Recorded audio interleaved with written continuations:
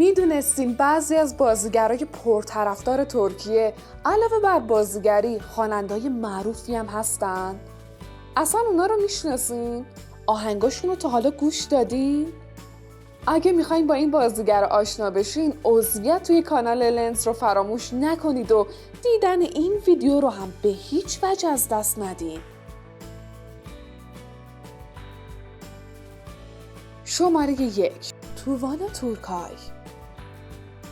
توانا این بازیگر و مدل جذاب علاوه بر چهره زیبا یه صدای فوق‌العاده هم داره. اون تو سریالای زیادی بازی کرده، اما در کنار اونا از آواز خوندن هم غافل نبود و آهنگایی با صدای خودش منتشر کرده که خیلی هم مورد استقبال قرار گرفتن. از معروفترین آهنگای اون میشه به آهنگ یالانده اشاره کرد که اونو در سال 2019 اجرا کرده. İnandırma aşkına yalan de. Çok mu sevdin uzakları yoksun bu kadar. شماره 2. برگزار کورل. برگزار تو زمینه بازیگری یه آدم موفقه که جوایز زیادی هم برده، اما اون فقط خودشو محدود به این هنر نکرد و تو خوانندگی هم حرفی برای گفتن داره. همه چیز از ایفای نقش یه خواننده در سریال شعر بی‌پایان و بازخوانی چند تا ترانه و بعدش هم خوندن ترانه‌ای در سریال کارادایی شروع شد و اینا سرآغازی بود برای خوانندگی برگزار. اولین آلبوم اون در سال 2016 منتشر شد که کلی مورد استقبال قرار گرفت و برگزار با بازخورد عالی که از مردم دریافت کرد تصمیم گرفت خوانندگی رو ادامه بده و آلبوم دوم اون 4 سال بعد یعنی در سال 2020 منتشر شد. Ne bir ses ne de haber gelmiyor artık senden öylece kala kaldım da deli hasret. شماره 3. اونور تونا. اونور تونا یکی از بازیگران و مدلای جذاب و پرطرفدار ترکیه است که اخیراً شاهد بازی قشنگ اون توی سریال دکتر معجزه‌گر هستیم.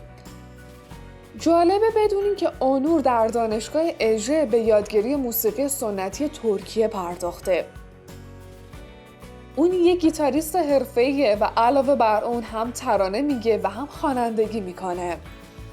اونور تا حالا 2 تا آلبوم از خودش منتشر کرده. اولی در سال 2018 و دومی در سال 2020.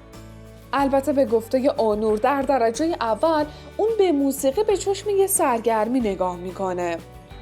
جالبه بدونین که اونور در یکی از قسمت‌های سریال سیب ممنوعه یکی از آهنگای آلبوم اولش رو اجرا کرده که خیلی هم مورد استقبال بیننده ها قرار گرفت.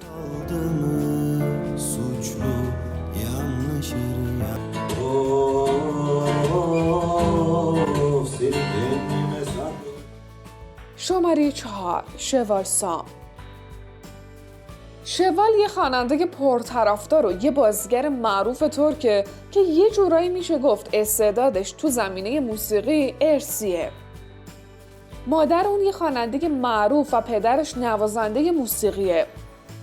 شوال از بچگی علاقه زیادی به موسیقی داشت و بالاخره با حمایت‌های مادرش اولین آلبومش رو در سال 2006 منتشر کرد. اون تا الان آلبومای زیادی از خودش منتشر کرده. شوال علاوه بر خوانندگی تا الان در فیلم‌های زیادی بازی کرده و در حال حاضرم با نقش آفرینی در سریال سیب ممنوعه شهرتش چند برابر شده. Hatırlanacak ne kaldıysa neler olduysa geride gözyaşları. شماره 5. اوزجان دنیز. اوزجان دنیز علاوه بر اینکه کارگردان، نویسنده، آهنگساز، فیلمنامه نویس و بازیگره، یه خواننده معروف هم به حساب میاد که از همون سنین پایین وارد عرصه موسیقی شده. اون از 13 سالگی شروع به خوانندگی کرد و حتی سابقه خوندن توی کاباره ها رو هم داره. اون با مهاجرت به آلمان بود که استعدادش شکوفا شد و بالاخره در سال 1992 اولین آلبوم خودش رو با اسم باز هم مرا گریاندی منتشر کرد. اما این تنها آلبوم اون نبود. بلکه شروعی شد برای خوانندگی و آلبومای بعدی اوزجان. جونم براتون بگه که اوزجان توی زمینه موسیقی واقعا موفق و محبوبه و یه عالمه جایزه برده و آلبومهاش بارها و بارها جایزه پرفروشترین آلبوم سال رو از آن خودشون کردن.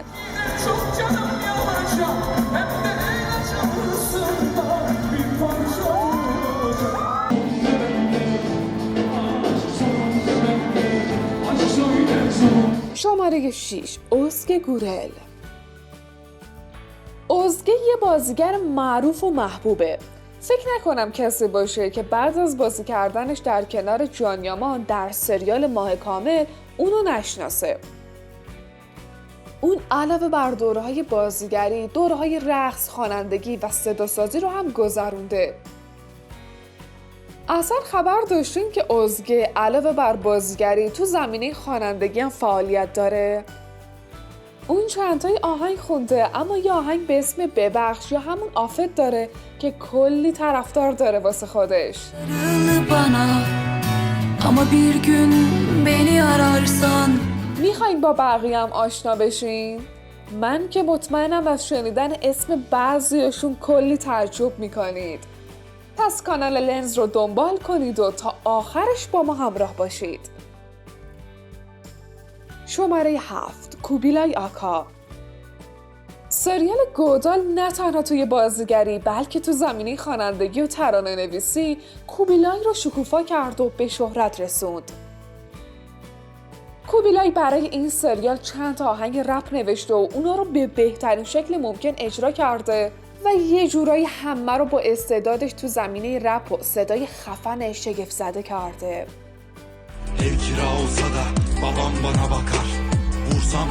شماره 8 هالیت ارگنج. هالیت ارگنج یکی از معروفترین و پرطرفدارترین بازیگرای ترکیه به حساب میاد و تا الان فیلم‌ها و سریال‌های زیادی بازی کرده. اما با بازی در سریال حریم سلطان بود که بیش از پیش به شهرتش اضافه شد. اما آیا میدونستین که اون یه خواننده فوق‌العاده هم هست؟ هالیت تو رشته اپرا و تئاتر موزیکال تحصیل کرده و یه صدای افسانه‌ای داره. اون در حال حاضر علاوه بر بازیگری به خوانندگی هم مشغول و کنسرت‌های زیادی هم برگزار کرده.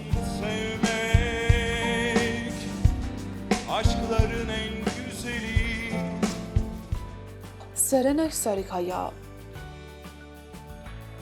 سرنا یه بازیگر و مدل حرفه‌ایه که تا حالا فیلمای زیادی بازی کرده و همیشه هم با بازی قشنگش مورد تحسین قرار گرفته.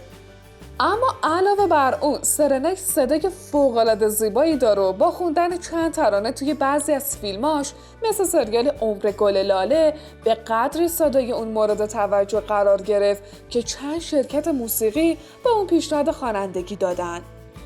ولی اون همه پیشنهادها رو رد کرد و گفت حرفه من بازیگری نه خوانندگی.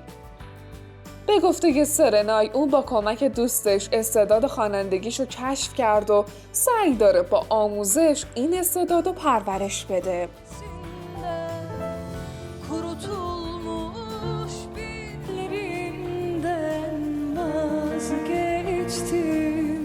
شماره 10 مراد دالکیلیچ. مراد رو دیگه همه میشناسن.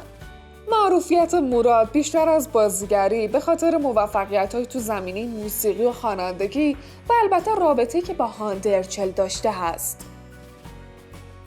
اون از 15 سالگی وارد کار موسیقی شد و مدتی هم در کافه ها گیتار میزد و در واقع مراد یک گیتاریست حرفه‌ایه. موفقیت‌های مراد تو زمینه موسیقی بیشمارن. اون تا الان بیش از 15 تا جایزه برد و 7 تا آلبوم منتشر کرده.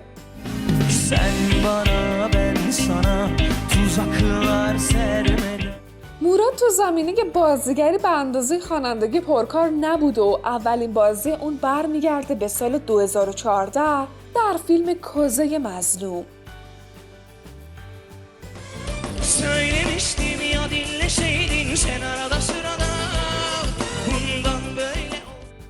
شماره 11 مراد بوز. بدون شک موراد یکی از جذابترین و باحالترین خواننده‌های ترکیه است که صدای فوق‌العاده‌ای هم داره. موراد از سال 1996 به عنوان یک خواننده مبتدی در استودیوهای مختلف شروع به کار کرد و جالبه که با اون تجربه کمش در سال 1998 در سن 18 سالگی در یک مسابقه به عنوان بهترین خواننده مرد انتخاب شد. اما در سال 2006 بود که اولین آهنگ خودش رو به نام عشق را پیدا نمی‌کنم بیرون داد و بعد از اون هم آلبوم بود که پشت آلبوم منتشر کرد و روز به روز به معروفیت و محبوبیتش اضافه شد.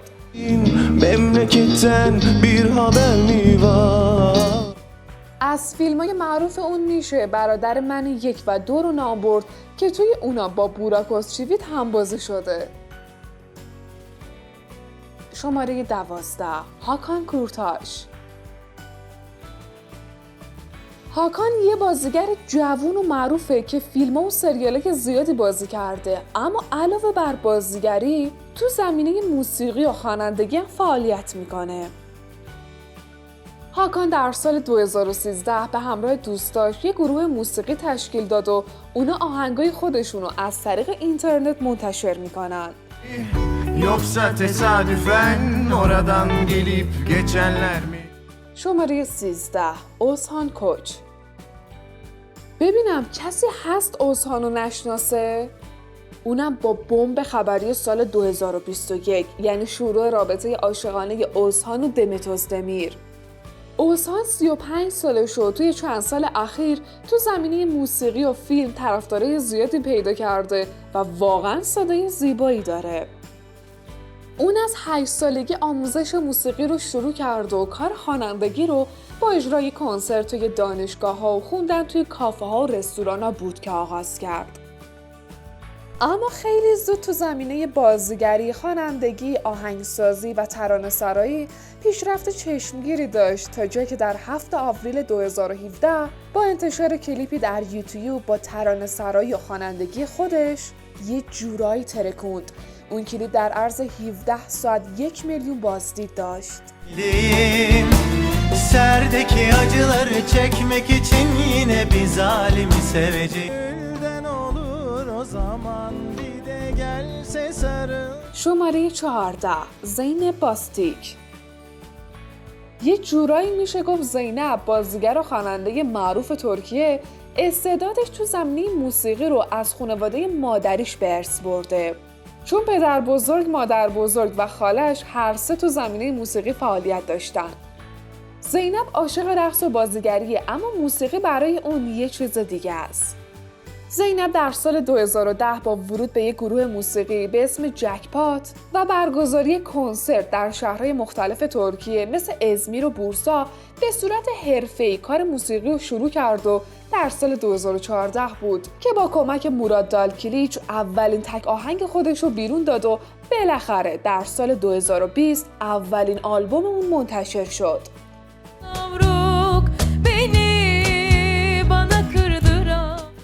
معروفترین و آخرین سریالی که زینب در اون بازی کرده سریال پرطرفدار سیب ممنوع است. شماره 15 امراه اردوغان ایپک.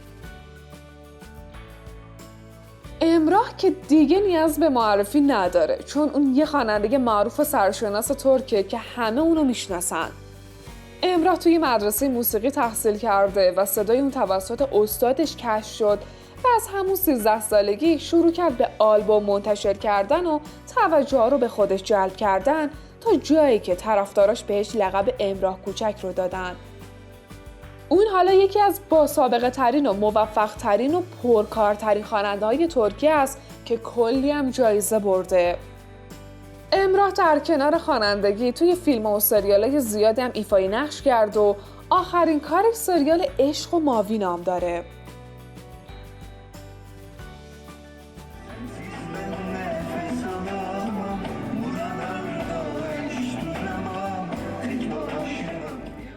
خب بگید ببینم آهنگای کدوم یکی از این بازیگرا رو گوش دادین؟ برای ما بنویسید به نظرتون کدومشون استعداد خوانندگیشون بیشتره و کدوم استعداد بازیگریش. توی کانال لنز هر چیزی که در مورد بازیگرای ترکیه میخوای بدونی پیدا میکنی، پس عضویتش فراموش نشه. به همین راحتی.